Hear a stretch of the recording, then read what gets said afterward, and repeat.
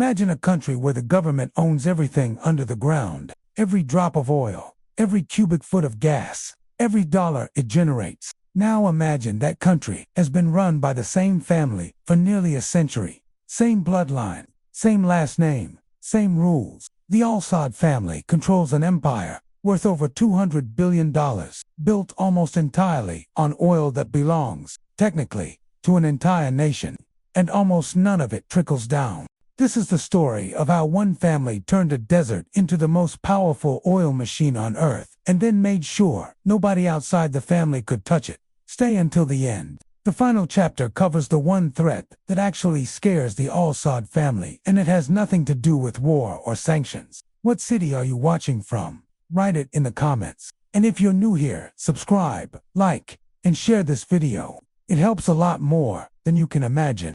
The desert deal that started everything. It was 1932. A man named Abdulaziz ibn Saud had just finished conquering a stretch of Arabian desert that most of the world considered worthless. Sand, heat, nothing. He declared it a kingdom, named it after himself. 2 years later, American engineers showed up. They told him there might be oil underground. Ibn Saud, who was desperate for money to hold his new kingdom together, signed a concession deal that gave Standard Oil of California the rights to drill for 60 years in exchange for a small upfront payment and a royalty cut. He thought he was making a practical deal. He had no idea he was sitting on the largest conventional oil reserves ever discovered on Earth. When the first massive well came in 1938, a place called Dammam, the world changed, and the Al-Saud family's grip on Arabia became something that no army, no election, and no revolution has managed to break since. They didn't find oil. Oil found them, and they were smart enough to never let go. Building the machine by the 1970s, the Al-Saud family had figured something out that most governments take decades to learn. Control the resource, control everything else. In 1960, Saudi Arabia completed the nationalization of Aramco, the oil company originally built by the Americans. They took it back, all of it. No negotiation.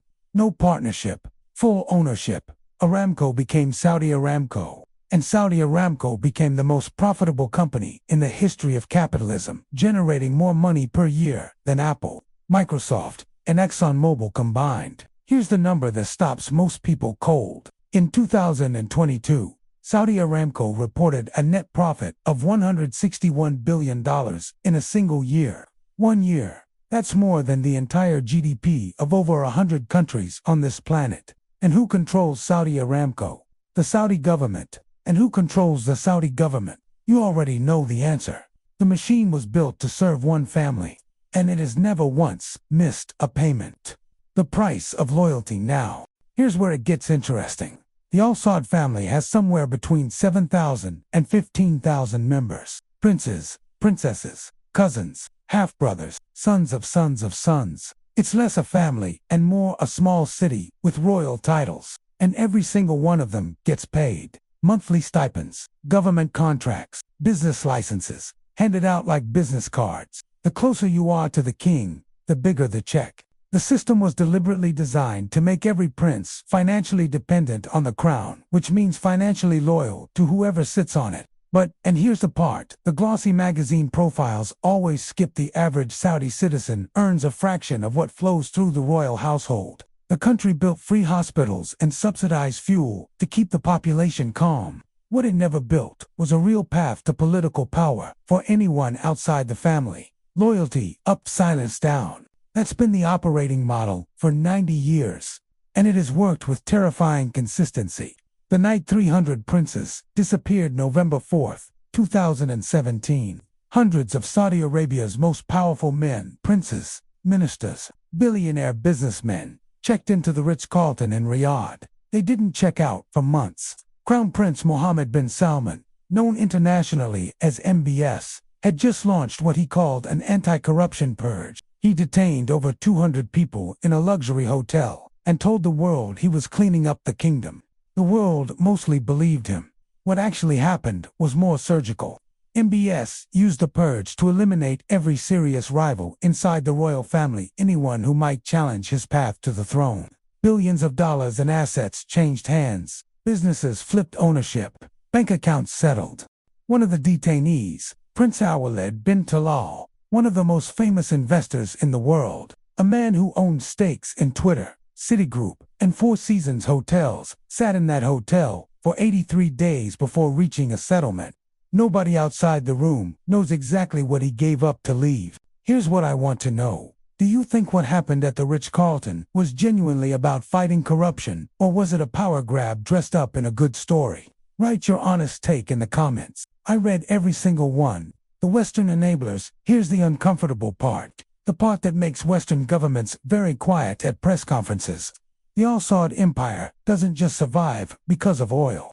It survives because the most powerful democracies in the world have decided repeatedly, consciously, that keeping Saudi Arabia stable is worth more than asking hard questions about how it's run. The United States alone has sold Saudi Arabia hundreds of billions of dollars in weapons over the last few decades. The United Kingdom, France, and Germany have followed closely behind. Defense contractors, consulting firms, and investment banks from every major Western capital have offices in Riyadh. When journalist Jamal Khashoggi, a Saudi dissident, walked into the Saudi consulate in Istanbul in October 2018 and never walked out, the world condemned it. Intelligence agencies pointed directly at MBS, and then business resumed. Arms deals continued. Diplomatic handshakes happened. The Al Saud family learned something important a long time ago. If you sit on enough oil, the world will find a way to forgive almost anything. 2016.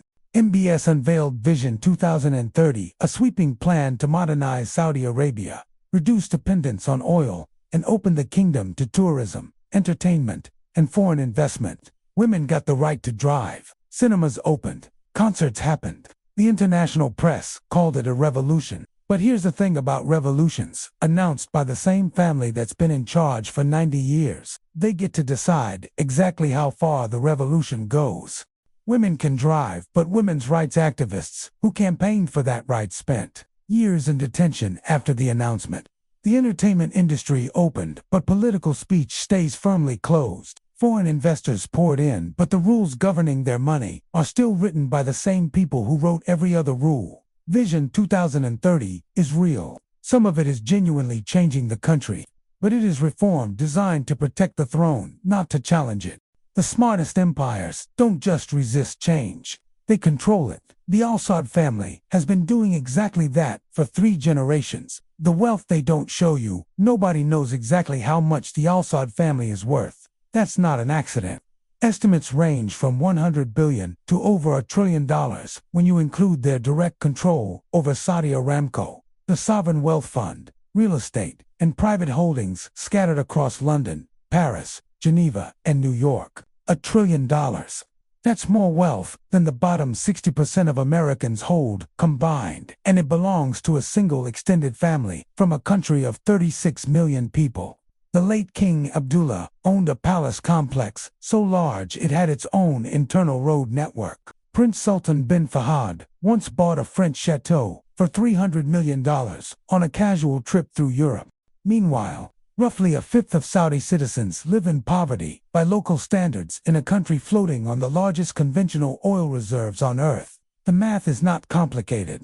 The oil money exists. The question has always been, who decides where it goes? The answer to that question has never changed. The oil weapon, October 1973. Saudi Arabia and OPEC partners cut off oil exports to the United States and Western Europe in response to their support for Israel in the Yom Kippur War. Gas lines stretched for miles in American cities. The price of oil quadrupled in 3 months. Economies across the developed world went into shock. One family, one decision, and the most powerful countries on earth went to their knees. The Al Saud family never forgot that moment. It proved something they had suspected, but never fully tested. Oil isn't just a commodity. It's leverage. It's power in physical form, buried under their sand, extractable on their terms. Every foreign policy calculation they've made since then has been built on that knowledge. Every weapons deal accepted. Every diplomatic silence maintained. Every embarrassing headline survived. Because at the end of the day, the world still runs on oil, and they still have most of it. That's not arrogance. That's just arithmetic. The threat they actually fear. Here's what no military, no sanction, and no rival royal has ever managed to do. Make oil irrelevant. But the energy transition might if the world moves seriously toward solar, wind, and electric vehicles over the next 20 to 30 years. Saudi Arabia's entire foundation shifts. The leverage disappears. The weapon becomes a rock. That's why Vision 2030 is not just PR. It's a survival strategy. The Al Saud family is using oil money right now, while it still flows to build an economy that won't collapse when the oil stops mattering. They're investing in tourism, in technology, in entertainment, in a sovereign wealth fund that already holds hundreds of billions of dollars in global assets. They are buying time, and they are buying it with the same resource that might eventually betray them. The irony is almost elegant. The oil empire is using oil profits to survive the end of oil. Whether it works depends on how fast the world actually changes, and whether 30 years is enough time to reinvent a kingdom that has run the same way for nearly a century.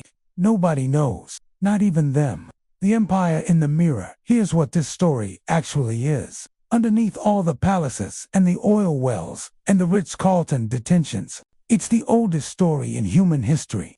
A small group of people finds a way to control something everyone else needs, and then builds every possible wall to make sure that control never transfers. The Al Saud family didn't invent that story. Empires have run that playbook for thousands of years. What makes them remarkable is how long they've made it work in a modern world that claims to value transparency, democracy, and accountability. So here's the question I want you to sit with. How many of the systems you interact with every day, at work, in government, in the economy, run on the exact same logic, different scale, same structure? One group controls the resource. Everyone else gets just enough to keep them from asking too many questions. Think about that.